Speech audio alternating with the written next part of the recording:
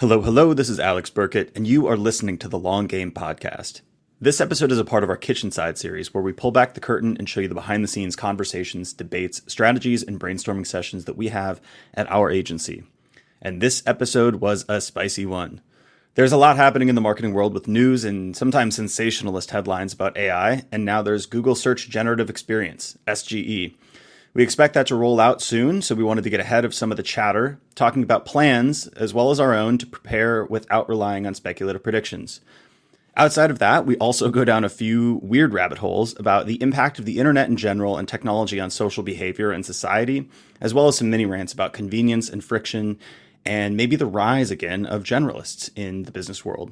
Anyway, it was an amazing conversation, so let's get into it.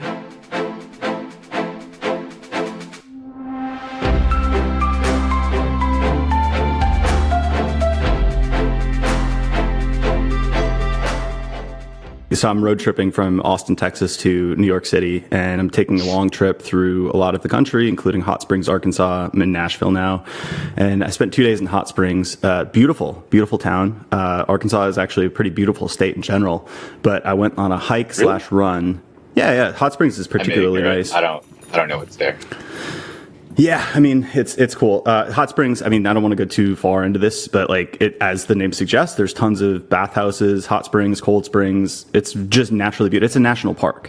You can't even enjoy those because you just got a tattoo. I just got a tattoo. Yeah, so I can't do any of those. So that's a bummer. But anyway, I was on a hike / run, and I came back and I found a tick on my arm. And I started freaking out. It hadn't burrowed, it hadn't bit, but I, tore up the hotel room and like checked my dog 4 times and took 2 showers and was freaking out. And I was looking at articles online about ticks, and it's apparently very, very uncommon to have Lyme disease outside of the upper Midwest and New England. And there's all kinds of different ticks. So I was looking at what type of tick this was, and it seems to be a Lone Star tick. But Lone Star ticks, they don't transfer Lyme disease, but they do have this very peculiar effect on some people where they transmit this disease that makes people allergic to red meat. So y'all were joking about me moving away from Texas and like the universe being like, here's what you get. And I was like, yeah, first I had to give up my guns at the door, now my red meat. If you're moving away from Texas barbecue, you're not allowed to have red meat anymore. Yeah. And curiously, it causes intense cravings for oat milk and tofu. So I feel so ignorant about like not knowing much about ticks because my dog Chance, he's gotten a couple ticks on him before, and like I caught one that he had on him when my girlfriend brought him back from a walk / run. And I was like, oh my God, a tick. And I freaked out and just like pulled it off. She yelled at me. She's like, you're not supposed to do that. Mm-hmm. And I'm like, why? And she's like, if it bites, then it burrows and like it leaves parts of itself in the dog. I don't think it bit because I couldn't, at least my eyes couldn't see anything burrowed in. But I now know a lot more about ticks than would have if I just stayed in California. So. Is there anything ecologically beneficial about ticks? Like, you know how like spiders and snakes and like all of these other things that people tend to dislike have real ecological values. But like bees, that was one thing, everybody was afraid of bees, but bees are really important. And it seems like ticks and maybe mosquitoes, I'm not totally sure. I know bats eat mosquitoes and bats do a bunch of good things, but I don't think ticks are good for anything. Many bugs could not exist anymore, and I'd be okay with that. But there's a weird butterfly effect. I'm sure there's a design, ecological design to that, but no. This is like complex systems. Like it's like the flap of a wing of a butterfly causes a hurricane half the world away or something like that. So it's like, on a micro level, it seems like they're maybe useless, but I'm sure ticks are a favorite food source for chickens, turkeys, and other ground birds like grouse. A strong and important link in the food chickens chain. Would starve. Maybe. I'm sure they would find other sources of foods. Most chickens are not fed. Like, I feel like most chickens are not like grass fed and like eating bugs nowadays. Like most of them are like vegetarian, corn fed. Yeah. Not vegetarian by choice, by the way. Like. Yeah. No, they wouldn't. They would never choose to be that, which is, telling. But Well, you know when you get those like farm fresh eggs and they have those deep orange yolks, and like you go to the grocery store and get your generic like big box eggs, and it's like this pale, sickly, pathetic yolk. Well, so we have a lot of friends who are farmers in Kentucky, and they keep their eggs on the counter. And that's what you're supposed to be able to do with like truly organic, like farm fresh eggs. Aren't white. Those are bleached. And like the insides are usually not. That's how it is in Europe too. Yeah. I was shocked when you go through the grocery store, they're all outside of the refrigerator. Yeah. There's a period where I regularly bought eggs from the grocery store, and the eggs would frequently have 2 yolks, and I'm like, oh, that's the best. What's going on with what they're doing with these chickens? But I was just like, what are they doing to these chickens that they keep having these twins in these eggs? Twins. I used to eat 8 eggs a day for a long time. For a couple of years, I would eat like 8 eggs a day. When you were bulking? Yeah. Those Kodiak pancakes. It's a really good, it's a high quality, like really balanced meal. Like it's like the perfect ratio of protein to fats, and it's got a bunch of choline. Jury's out on the cholesterol aspects, but I think that's mostly okay at this point. All right, we got to stop talking about food because I haven't eaten today. I'm getting blood work done this afternoon, so they were like, you have to fast. Oof. I shouldn't have made my appointment at 1 p.m. Oof. Intermittent fasting, aka skipping breakfast. It can't be that simple, Alex. It's a complex. It was funny, like for a while, because I was intermittent fasting, and like they say you're supposed to do like a 14-hour window or something like that, which is really like if you calculate it out, what like you don't eat after 8 p.m. and then you eat breakfast at 10 a.m., which is remarkably normal. So it's like intermittent fasting. It's not even like a thing. It's basically discipline against dessert. You have to stop eating at 8. Big deal. You can't have your little Snickers bar at 11 p.m. But it sounds cooler when you attach a word to it, which I think maybe translates to marketing too. You know, they're calling taking a walk in the woods now. They're calling it forest bathing, and walking around on the bare ground is called earthing. Yeah. Like no shoes or socks. Yeah.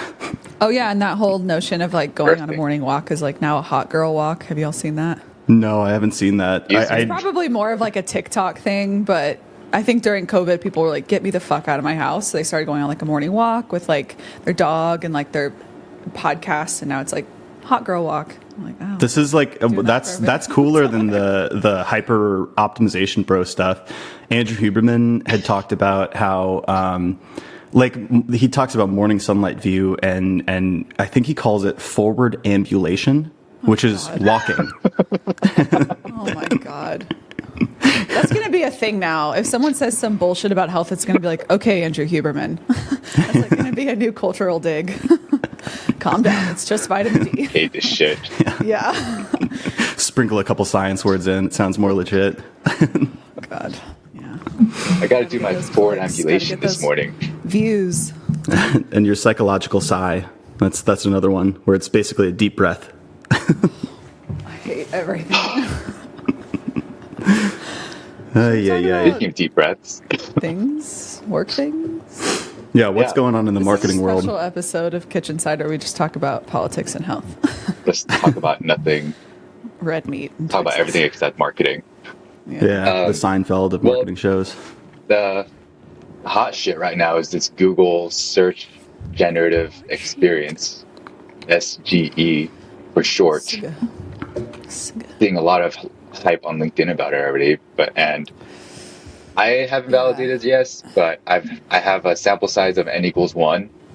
One client who shared their entire internal discussion about what this means for the business, and I think it's just a signal of what's to come. Like people are starting to maybe not freak out about it, but it's something they're worried about, and I think we're starting to think about how we want to communicate to clients. I'm like, hey, like, don't freak out. There's a lot we don't know, but here's how you can mitigate risk. So I know, Allie, you kind of led the charge on. You're putting together a memo. Anything you want to talk about? Yeah, there?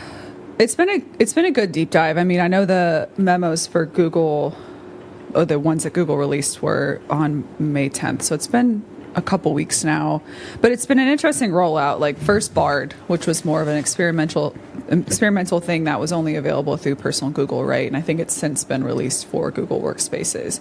But right now, the Search Generative Experience is just through Labs, and it's only accessible, or the waitlist is only accessible through a personal Google account. So the rollout is really slow. I think they're still experimenting with usage. So it will be some time undetermined until it really affects the normal search behavior that anyone can access anytime. But I think the timing of us getting ahead of it is really good. And the three of us talked before we hopped on about really to what depth of speculation should we go. So I guess I'll throw out the caveat of like, we don't know a lot of this, but I think we're uniquely positioned to speak to it a little bit more responsibly than some of our peers have done.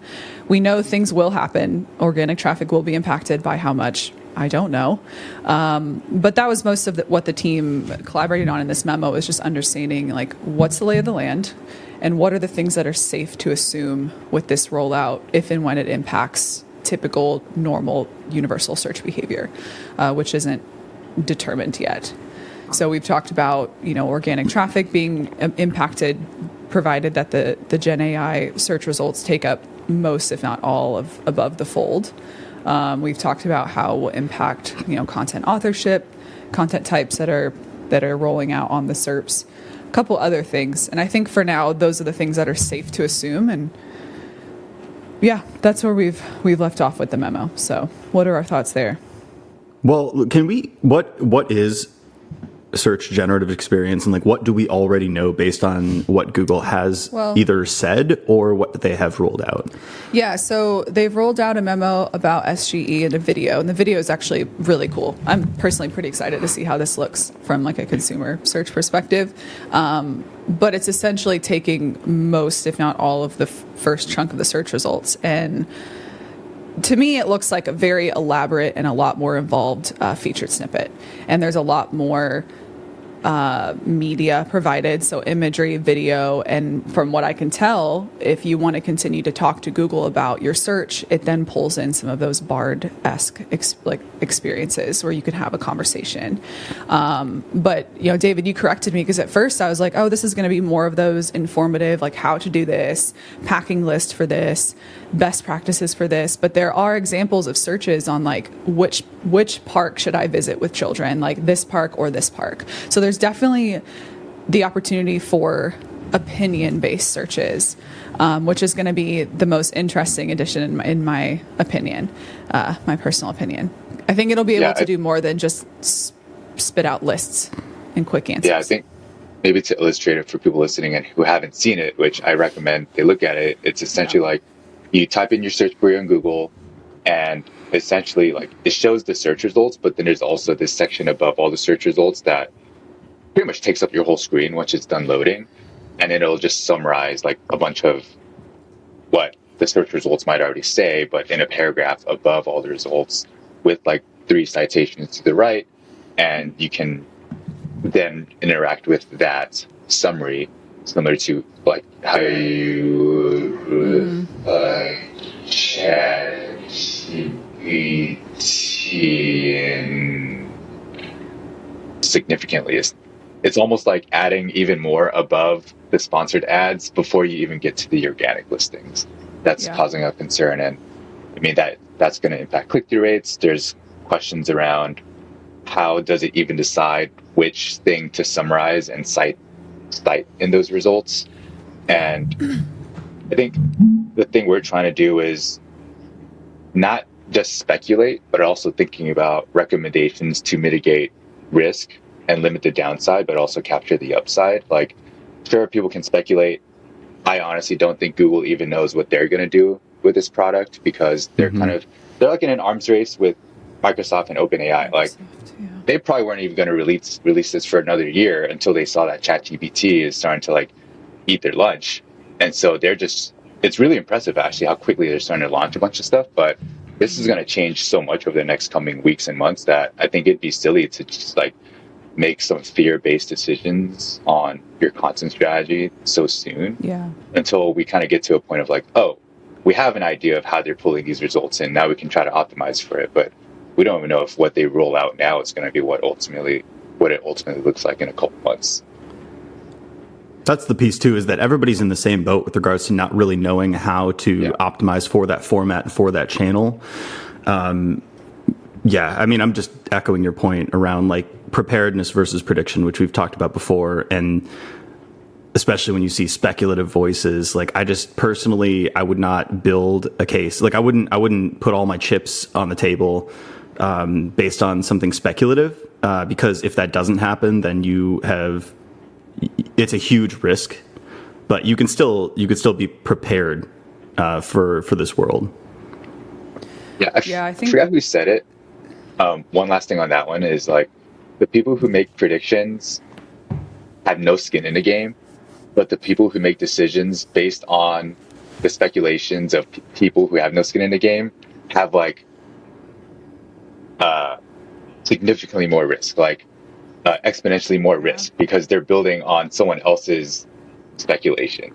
Which, well, so more so that's a Nassim Taleb thing, and that's from Skin in the Game, and he also talked about it in the Black Swan. But to give an example, it's like if you are a talking head who makes stock predictions, you don't have anything to lose because you are entertaining, and the wilder the speculations, the more views you get. So you win no matter what. You win if you're right, you're wrong. I mean, there's a ton of people who are wrong. The inverse Jim Cramer ETF is like a thing, right? Or Scott Galloway. Like there's like an inverse index fund based on like his predictions. But no matter what they say, I mean, it's a different thing if they are putting their money where their mouth is what I mean. That's truly skin in the game. But the people who are taking those predictions and actually putting their money into those, they're the ones who actually have risk. They're the ones who win or lose based on what that person says. But what the person says, they win no matter what they say because they're getting attention, and that's what they want. Yeah, I think at first in this memo, I was going to acknowledge some of the chatter on LinkedIn, but I actually removed it because I was like, it ultimately doesn't really matter what these people are saying. It just matters that people are saying things, which is an indicator for us and our clients to just pay attention. I think that's step one. Like subscribe to Google's newsletter, pay attention to this shit, watch the videos, just get the full rundown on what's coming. Secondly, adjust expectations. To how much, again, there's no number to this. It's more of just preparing mentally for what will likely happen. And then in terms of our realm and what we pay attention to, organic traffic and the things that come from that. And then I think a third order way of preparing is through diversifying your content, which we can get into that now, or we can talk a little bit more about SGE. But I think, and this is something we've shouted from the rooftops since we started working together and we started building the agency. I mean, Alex, you wrote a brilliant piece on barbell strategy, how to mimic a financial portfolio with... Also borrowed from Nassim Taleb. Should we just invite him on this podcast? He's our invisible advisor. But yeah, I mean, I think what I'm personally really interested in is how Google will cite these Gen AI results. Some of the pictures and the clips from the video have like the park example. They pulled up like the National Park website and they cite the sources that they pull these condensed and summarized results from, as they do with featured snippets. But then other pictures, other little snapshots don't. So that's my big question now, is how ultimately you can optimize content to show up in these results. That's not something we can answer now. I don't think we should speculate on it. But it's going to be a similar process as how we learn to optimize for featured snippets, featured snippet lists, other things like that. Probably a little bit more complex considering they're summarizing from a handful of results. But regardless, I think continuing to diversify the content you create and the distribution channels that you choose is really important, because I think people forget that Google and SEO are earned channels. Some people, it's just natural for them to rank based on their domain rating or the quality of their content. We've seen it a lot with our clients, but ultimately we have little to no power at how these things happen. And this is a really good reminder of that. You can veto this if you want, but something that I've been thinking about for two reasons. One, how humans are interfacing with information retrieval, which is Google search for the most part has has been the center, the grounds by which people interface with information in society. But also Ben Pines, the episode that you did, David, with Ben, he brought up this existential question, and it kind of in passing, like he's like, well, it kind of brings the question of like, what is the value of content? Like, what are we doing? Like, why is this valuable? What about information is even valuable to the end reader? And it makes me start to question and think about that because, you know, in this example of like, which park should I visit? Like, do you want, what is useful when it comes to that? Is it like where most people visit? Is it a recommendation from a specific source? For example, when I travel, I don't go to TripAdvisor and I don't go to like these listicle sites because I don't want the generic like top 10 list. I might look at it to get like ideas, but I usually go to specific people. You know, I look at like Bourdain's old episodes and I look at maybe forums or something like that. But it's like, what about content is the thing that we're looking for? Where is that like needle in the haystack, I guess? I like this question. I think it's a question that everyone should be asking, because ultimately, we talked about this last episode. I think this notion of fallacy analysis is starting to apply to who we trust. And I think the power of content online, especially content that's discovered through something as generic as Google, I don't think that content is seen as trustworthy as other sources. And this is a sweeping assumption. There might be folks that are much less technical than us. I mean, we know all the ins and outs of this stuff, right? So we look at some of this with a grain of salt, but there might be park visitors who've never traveled before and they're like, oh, this is more than I would ever be able to learn from my peers, right? Like they're the first ones traveling. They just want to know the lay of the land. But when it comes to, you know, a B2B audience, I am super interested in how those types of searches, people searching for ways to do their job better, make more money, you know, improve operations in their team, which is where we dabble. I'm curious to see how these Gen AI results will summarize and surface those kind of solutions. And if folks will find what they're looking for and dip, or if they'll use the results to go deeper and find new brands, you know, and convert in that way. Because, I mean, a lot of the examples I've been seeing now, given Google gave us like a 2-second preview of what this will look like, it's all, I mean, e-bikes, plants, parks, planets, pool party, Bluetooth speakers, like oranges. I'm not seeing anything to do with business yet. And I think that that's going to be a different experience for B2B searchers. I'm curious what you guys think about that. For me, information or advice, or it always had to be specific to be useful. So for this, like your second point there, which is kind of a speculation of how people might use this, which is to go deeper on a certain subject. That's how I've been using ChatGPT for the most part. It's not to get to some revelation that's specific to my situation. It's really to like find the definitional landscape, to be able to ask the right questions and go to the right sources if I'm just new to a subject entirely. And then I go find that specific information. But I think it is very good for getting you to that point faster than trying to sift through a bunch of Google search results. Because I've given this example in the podcast before, and this is, it's really it's a lamentation of how we've done content marketing in the past, which is a function of like the channel. So it's trying to format it to match the intent of what people have grown to expect from search results. So I've given the example of when I was trying to write like a welcome email sequence for our newsletter. So I was looking up like, hey, how do I write this? And then every article was from some SaaS company. And the first section was, what is a welcome email? And I'm like, well, I know what that is. So I can skip this. And then it was like the benefits of a welcome email. I'm like, okay, cool. Got that. How to write a welcome email. and then it's like the examples of a welcome email. I'm like, all right, interesting. Doesn't really give me anything specific here. And then you get to the how-to section and it's some generic advice that's like some 5-point checklist that actually gives you nothing insightful. So, you know, if that's what generative search takes away, then good riddance. Like, I think that is a good thing. Yeah, I do worry, like, from a content creation standpoint, as someone who has written many an Ultimate Guide, that was literally my job for like the first 9 months at HubSpot, was just pillar pages. That format and that order of presenting content is determined by what's already on Google, right? So we've created this weird flywheel of Google determining what people are looking for, spitting out this list of search results that are just all the same. And then people who go to create similar pieces because they want to rank for a welcome email or how to write a welcome email, they go to Google to find out how to optimize. And all that's doing is inputting more of this generic junk. And then that's all that ever ranks on Google for welcome email is the same order of shitty basic stuff, right? And so I'm just so curious are these Gen AI results going to continue to support that flywheel of information, or is it going to break the mold and force us to write and create different content to help that stuff rank? It's all speculation now, but it's got my mind thinking. I've been slowly developing this hypothesis and validating it with people, and maybe there's some bias there, but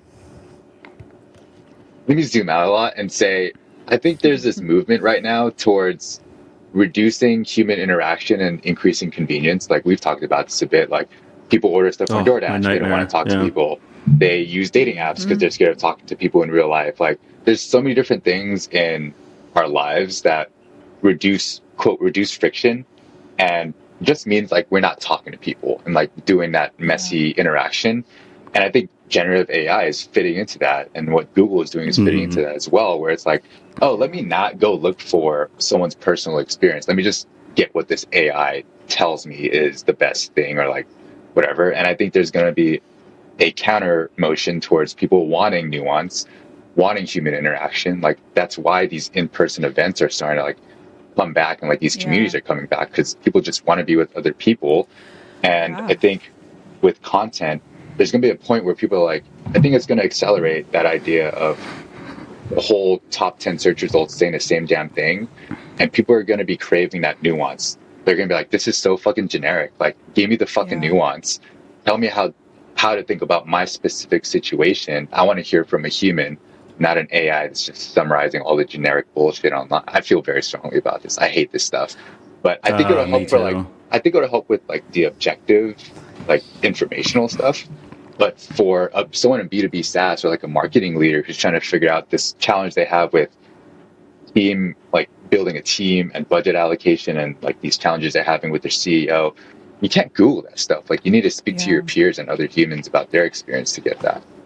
I think it's so easy. Like that shit doesn't matter. Like it's really, even today, it's really easy to find what an A/B test is, right? It's a controlled experiment that uses randomization to establish some sense of causality in, treating an experience. But then it's like, so what? Like that doesn't give you anything. That's just a definition. Same with account-based marketing. It's like, oh, you aim at a specific account instead of like broad-based inbound marketing where you like filter and qualify leads. You actually go after a target list. And it's like, so what? Like that doesn't give you any information. That's why I went I went a long time not knowing what ABM was, because all those articles are written by people who probably have never ran an ABM orchestration.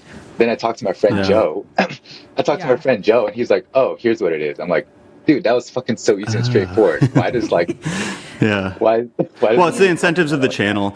I do think there is a certain percentage of people who are going to be happy with that frictionless world. And the reason I think that is because all of this stuff already exists and it clearly works in many cases. Also, I think a lot of people don't want to talk to humans and don't want to have the nuance and don't want to go down and do like, the deep and dirty work.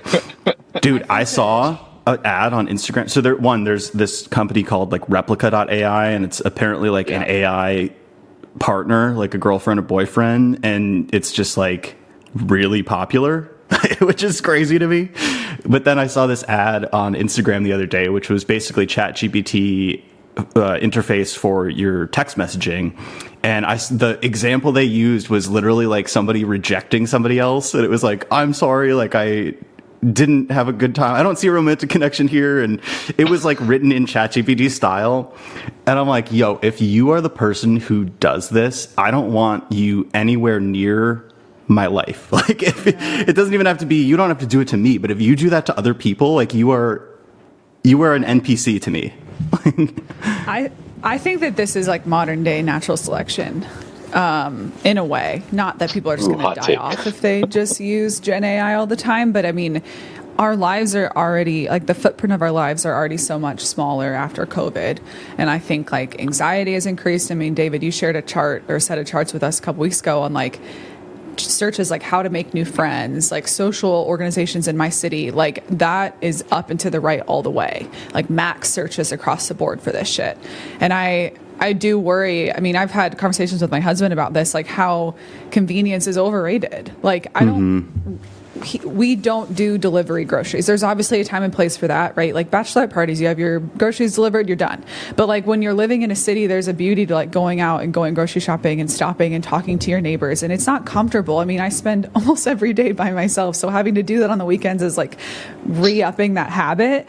But like I want to continue to push that for myself. And I think digital interactions, right? Like some people are alone, they live out in the country, or they don't want to go out into the world, but like having a forum like Reddit is so precious because you're like, oh, this is literally like person to person opinion based conversation. I know they've integrated ads, but like I hope that forums like that are not watered down either.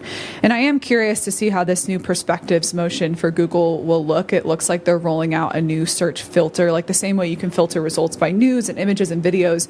It says perspectives will include like Q&A, discussion forums, social media videos, and they actually use the example query of how to make new friends. And it that's pulls funny. up like TikTok videos and opinion-based articles. As for our work, I think that is where our like work for clients with thought leadership and brand content might thrive. The opinion-based stuff. I want to dig more when this is released into how Google decides what is ranked. But I think that is a good counteraction to this generic Gen AI stuff, because ultimately my limited understanding of how AI works, and Alex, you can correct me, is it's a collection of like patterns across like content on the web, right? Like they're pulling together, it's pulling together commonalities across like how these queries are answered. So it's still going to be that high level generic shit. It might cut time down, but it's not going to deliver anything super, super nuanced. And I think that's where this perspectives filter might help, but we'll have to see. That's why Google, I should say, we should hit on this, even though it is entirely unclear what they're actually going to do with this. But that's where I see the optimistic case, is that if they do blended search results, where it's not a purely chat-based LLM model that kind of like, takes in all the data and does next word prediction to get you a facsimile of an answer. If they have that as sort of the quick answer plus a more diverse selection of voices, which they have explicitly said in their statement, they said featuring a wide range of voices and sources. We don't know what that looks like, but I actually think that's a very bullish case. Like that actually could be a much better world for search than currently exists. Well, I am curious too, like right now you've got featured snippets, which have like someone's just really massaged the article to show up, and then you've got some pretty basic stuff underneath. And I wonder if with these new Gen AI results, is if it's going to be more of the high level summary at the top, taking up most of the page, and then you maybe have the more nuanced underneath. Like I don't know how they'll layer in those additional results, if it'll just be repetition of what they've summarized at the top, or if it will deliver a little bit more color in the results. I'm not sure. Which would be amazing. Well, I just want to plug us real quick. We're still building and creating for our clients and our prospects. But a couple things that we've done to future-proof our business. We're search experts, 100%. Like we've really indexed on search as a channel because it's been one of the most propitious, highly compounding efforts that you can derive direct attribution conversions from. But I think at the core, we're a growth agency, and we've done things like building out domain models that actually map to your personas and buying group to figure out what things in the landscape actually matter. And then we've done the brand POV exercise to bring some qualitative nature to the topics, both ephemeral and evergreen, and to figure out what your brand actually says and cares about those things. What is your point of view? And those are the things that you can use regardless of what channel is available and how that channel changes in the future. You can use that to infiltrate Google search results, optimizing for the format, of course, and whatever happens to that format and optimization. But you can also use that to flood TikTok, YouTube, whatever channels you're operating within to reach that end user and talk about the things they care about. So it's like, those are the things that I see, investing in preparedness. That's like a tangible example of what I mean by that. Yeah, I mean, most people don't ask as a brand, like, what do we have to say? about the world around us. I think it's been an interesting filter through which to look at business, though, because it's pretty evident when businesses are created just to be a business, which, hey, there's nothing wrong with that, right? But like then you have the businesses that are so passionate about the solution they're creating and their opinions about the world around them and the things that affect their audience, and those folks are going to win. Like they're going to survive this recession thing we're going through, and they're going to survive all of these digital changes. I mean, those are the people I love working with, and those are the people I love like sussing out the opinions they have, because like you said, Alex, it's literally just, it's the strongest foundation you can lay as a brand, and then you can infuse it into your content that might rank on SEO, because SEO is just a distribution channel, and then you can use all these other methods to get that point of view out there, and it's going to survive beyond this mess that we're in. Does that segue into the quick point that I wanted to make on the notes around channel experts and like how they think very narrowly about a specific? Yeah. So, I mean, this happens everywhere. Like in conversion optimization, people would very narrowly look at like, what does the CTA say? And like, what type of experiment are you running? But then forget all of the rest of the up part of the funnel that brought people to that point anyway. And we see it more in content and in SEO. And like, you can see it by both the inclination or the personality type of the person, as well as what role they have. So like in content marketing, like you kind of see a divergence. The tech forward people are thinking, oh, how can I use generative AI to quicken my content production and like basically produce 10x faster? And then there's the other side that's like, an AI could never replace a human, never. But they're only looking at it in this small microcosm. And the same thing is now happening with generative search. And like SEOs are looking at that purely in terms of the channel optimization and not the entire composite puzzle. So my example was with regards to the messaging and end user. I have talked about this before on the podcast, but LinkedIn is an effective channel for us. It's where business people hang out. We have very strong points of view. We have a lot of content that we've written, a lot of things that we as a brand care about, and also things that are just interesting that each of us individually care about. And we know who our end user is, and they're somewhat difficult to reach. They're marketing leaders at scaling ambitious SaaS companies. So we were doing LinkedIn. We got a couple leads from it. So we're like, all right, let's turn up the heat a little bit. Hire a LinkedIn marketing agency. And the LinkedIn marketing agency is an absolute expert in the channel of LinkedIn, but they're not business experts and growth experts. So they only look at it. They only look at that piece isolated from the rest of the puzzle. So what they did was they formatted my stuff differently. They added emojis, they added hooks, they added carousels, they added offers that you had to like comment to engage with to get, and all of those little tricks. And what happened was my engagement or my awareness went like 10x, 50x. Like it was so many more people who were viewing it, but no leads. Like it was all the wrong people. So everything about the channel was optimized, but it actually lowered my results from a business perspective. So it's like when you only have a hammer, all the problems look like a nail. So over optimizing for the format of the channel specifically can help if it fits into the rest of the puzzle. But if it's divorced from that, then it may actually have adverse effects. Yeah, that's why I like referring to our agency and our strategist as, you know, content growth agency or content growth strategist, because we are SEO experts. Like we know what's going on. We have lots of experience there. We can help our clients compete well on search engines, especially with what's going on now. But if your business does not call for SEO, or your business's audience is not on search yet, or you are dealing with category creation, so you're dealing with terms that have no search volume yet, we can still help you. Like we can help your business grow, as we've done before for each of our businesses individually and for the businesses that we've worked in-house at. And I don't like when folks pigeonhole agencies as like SEO or just content or whatever. And it's like, that removes so much nuance from how to grow a SaaS business or how to grow really any business. And that's where I like to dabble. That's what's fun for me. And if SEO is the channel that's best fit, that's cool. Mm-hmm. But maybe it's not.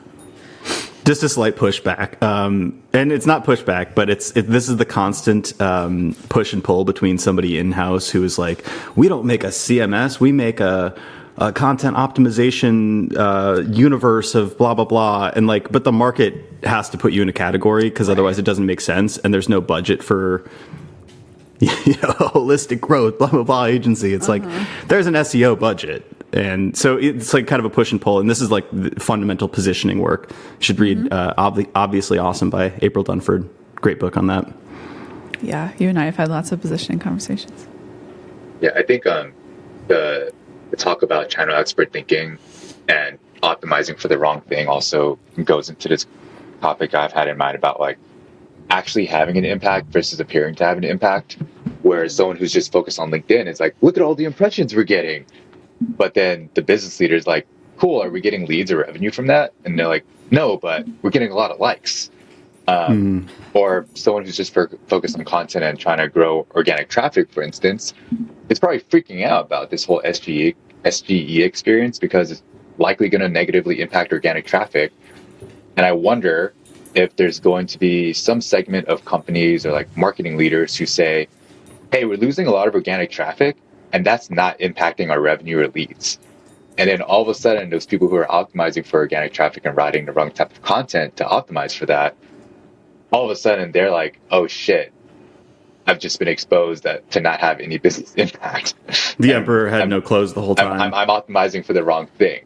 And they were probably just riding like a larger wave of like the business just having a lot of success. And they're able to hide behind appearing to have an impact by optimizing for these metrics, but not actually positively impacting revenue or lead or pipeline. And I think it's gonna force marketers to level the fuck up. Like focus on having business impact, not these vanity metrics, not just focusing on these deliverables that you're presenting, but actually being able to show what your work is contributing to.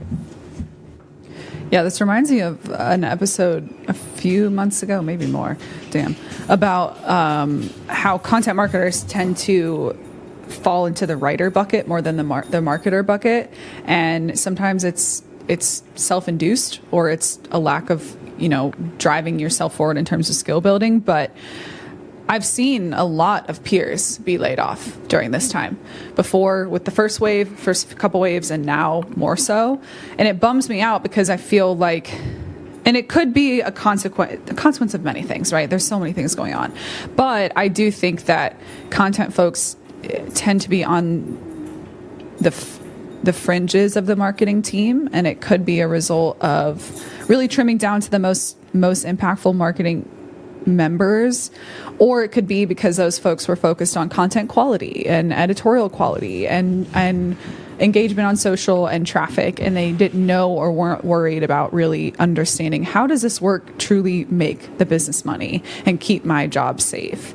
And I think, like you said, it's going to force folks to diversify their skill set and understand, like, at the end of the day, I'm a marketer that needs to make money. And great content is great content. Quality is a top priority for us, but we do not forsake business impact for quality. And I think I've seen some content marketers, other types of marketers too, right? Like email marketers, it can happen in any type of channel function. But yeah, it's definitely a trend I've been paying attention to, and it really bums me out. So I think this is a good forcing function for folks to really diversify what they bring to the table. Maybe we'll see the return of the generalist. Yeah. Generalist being the apex predator of the business world. Specialists ruled the land for far too long, in my opinion. Yeah. It's time to take back. It is for people to do a lot of different marketing stuff, though. What do you mean by that, Alex? It sounds like specialists have ruled for too long. Now it's time for generalists. I'm going to reference Devin and Margaret's podcast, the Don't Say Content, because they also referenced me, which is cool. We're doing a little bi-directional backlinking here.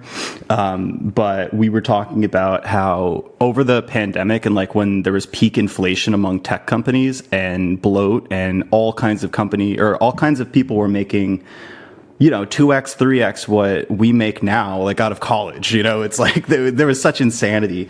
And I would see these, in fact, very privileged and entitled tweets and LinkedIn posts around like, oh, like you're hiring a content marketer, but you also expect email copy and images. And they would list a bunch of stuff off. And it's like, yeah, I do, totally.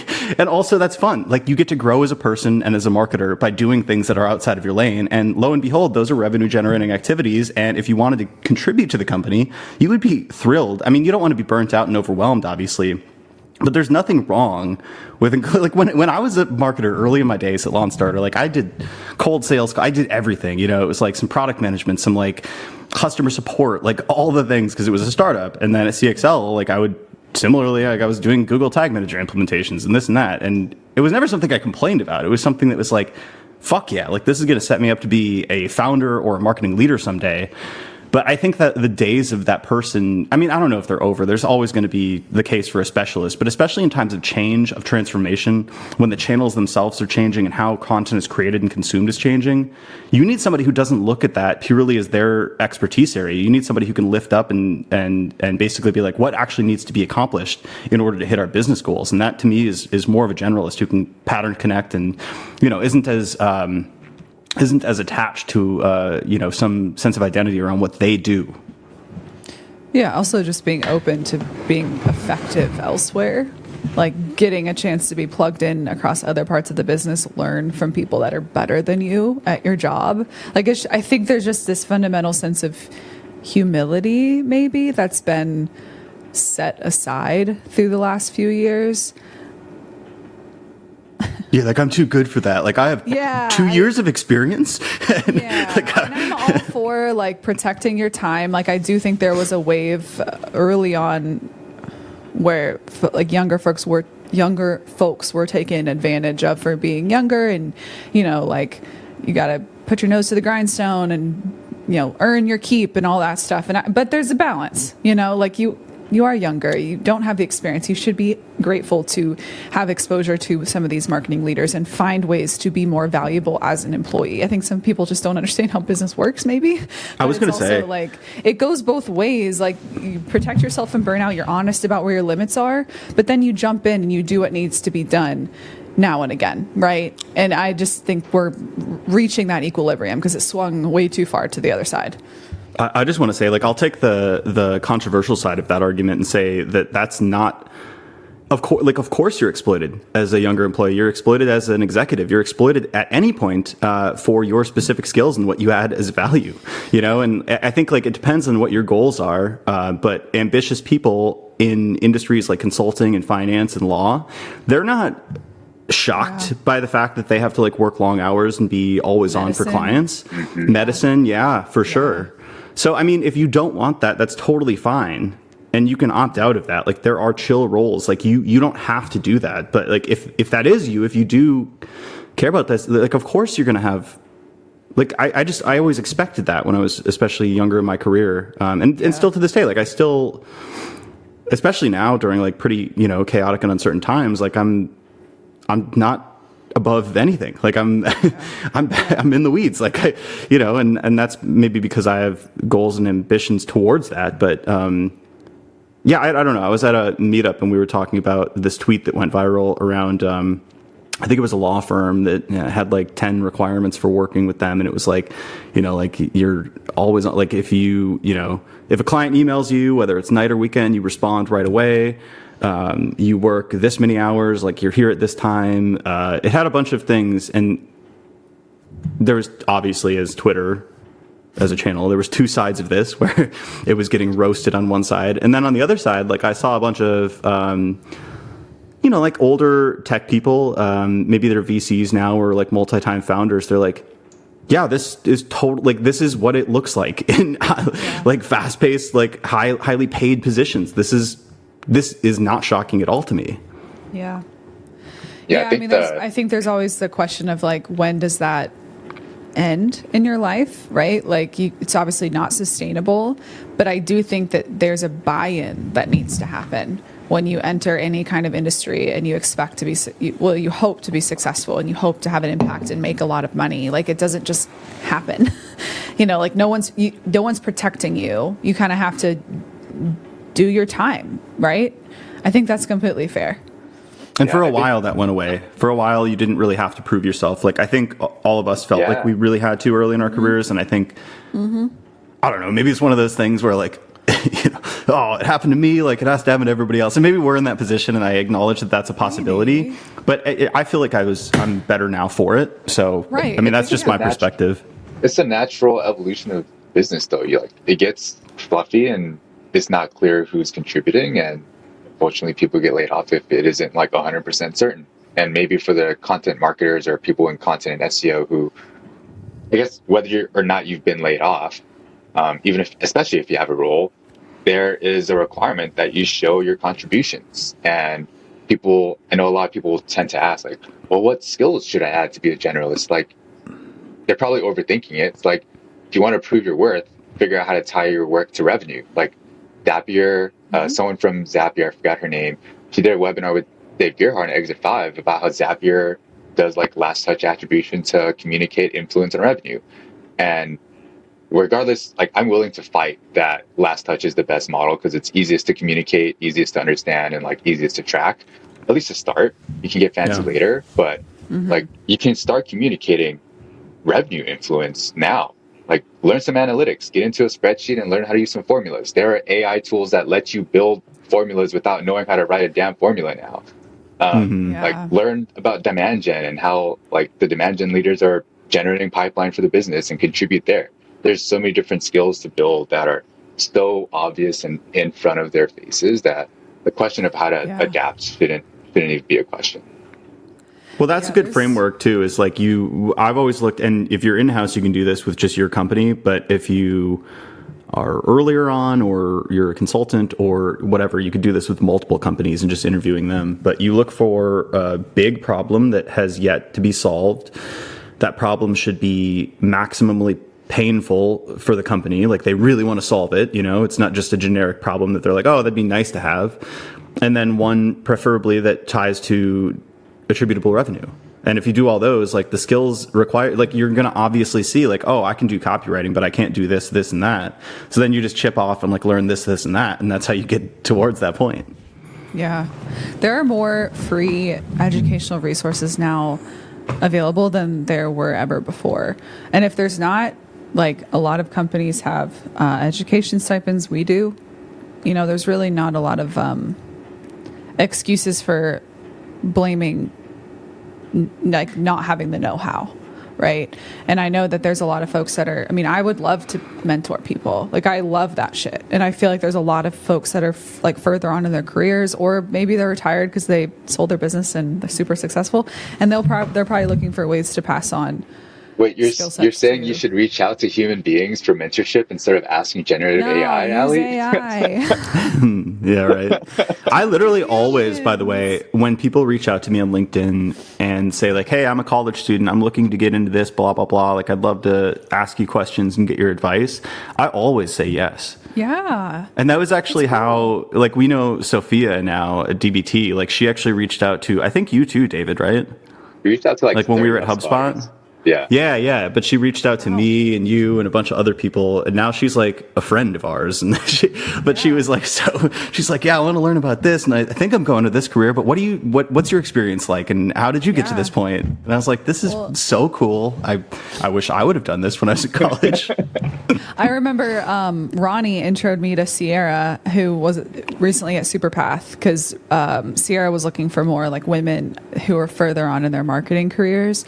And we talked a lot, and it was really cool. I just understood what was important to her, but she surfaced like some pretty interesting questions about like, you know, how many times do I post on LinkedIn, right? And she's like, all the articles say like 5 to 7 or whatever. And that's a perfect example of how you have these search optimized, like these pieces have been written for a reason. Like they're not lying. Like, yes, you need to post on LinkedIn, but like it doesn't need to be a specific number. So really it's the human to human interaction that will help you loosen up your hold on some of these generic Google pieces that still have value. Yes, best practices. Hate these best practices. I want to rant about that. There's no I've had this tweet in my like stupid drafts for a while. There's no article. You can't write an article on best practices for how to think for yourself, or how to like go through your own process of trial and error and like learn, like really hone that gut feeling, right? Like no one can teach you that. You just have to fucking exist in life and try new things. And that's why I think that people, like, everyone's just fucking mirror images of each other. Like, everyone's just following the same shit that's on Google, or they're creating content to mirror that content. I don't know where I was. There's going to be an article. The only way to think for yourself is to go walk out into the woods, find a big stick and a creek, and sit by the creek and ponder. Forward ambulating through the woods. Forest bathing. You have to ground. You got to find a big stick. Take off your socks. Sit by the creek and ponder. Everybody knows this. No. First, it's how to think. What is thinking? What are the benefits of thinking? What are the benefits of thinking? Let's ask some examples. Let's ask AI. Oh my god. Yeah, no, for sure. I mean, first. Have you? I mean, you two have fallen into this too. Like, I found myself at multiple times in my life parroting points of view that I had heard somewhere else, and I'm like, wait, that's not a thought that I've made myself. To an extent, I'll give you an example. I was just talking about this yesterday, but I'm moving to New York City, and one idea in my head was always like, I wanted to live in a big city, but I would never want to raise kids there. And then I was in New York talking to a friend who is raising 2 kids in Park Slope, which is a very nice. It's like a calmer neighborhood than like in Austin where I lived. And he's like, yeah, it's great. Like, there's a good school nearby, and like they blah, blah, blah, do this and that. And I was like, where did that idea come from? Like, I had never sat down and thought, like the pros and cons. Like, I didn't come up with that idea myself. And like that's like obviously it's not a marketing or business example, but there's many cases where I believe something and I'm like, wait, why do I believe this? And then I sort of like trace it down, or like, why do I want this? Or like, and you start to realize like how many of the things that you believe or want are subject to like what other people, they're not things that you've actually thought about yourself, which that's fine. You should borrow from other people because we only have a limited amount of time and bandwidth to do this. But like for important issues, it really does help to go on a long drive, to sit there and think and be like, what are we doing? Like, what is this? What do I think? What are we doing? Yes. Social media exposure is definitely a double-edged sword in terms of like how subconsciously infused we are with other people's opinions or this notion of right or wrong. I mean, obviously you carry things from your childhood and your parents' influence, but I had a similar thought in Chicago. I was like, when it's time for us to start a family, we'll leave. And I'm like, why? Like, where did they come from? Yeah, and like that's what I mean. Double clicking on the notion of talking to real fucking people, like you have to expose yourself to a bunch of different things, whether it is specific to this B2B stuff that we all like play in, or if it's just life in general. It's just so important to have all these diverse inputs. Yeah, maybe for people listening, maybe I'll regret this, or maybe no one will reach out. But if you're panicking about what's going on and need like someone to talk candidly to about whether this shit is actually going to impact us as much as all the doomsayers are saying it will, just reach out. We'll talk about it. We're not going to try to sell you. I'll just say that. Maybe we will, but. Well, if there's a case to be sold, then yes, we will. I've spoken to many. We're just going to help you.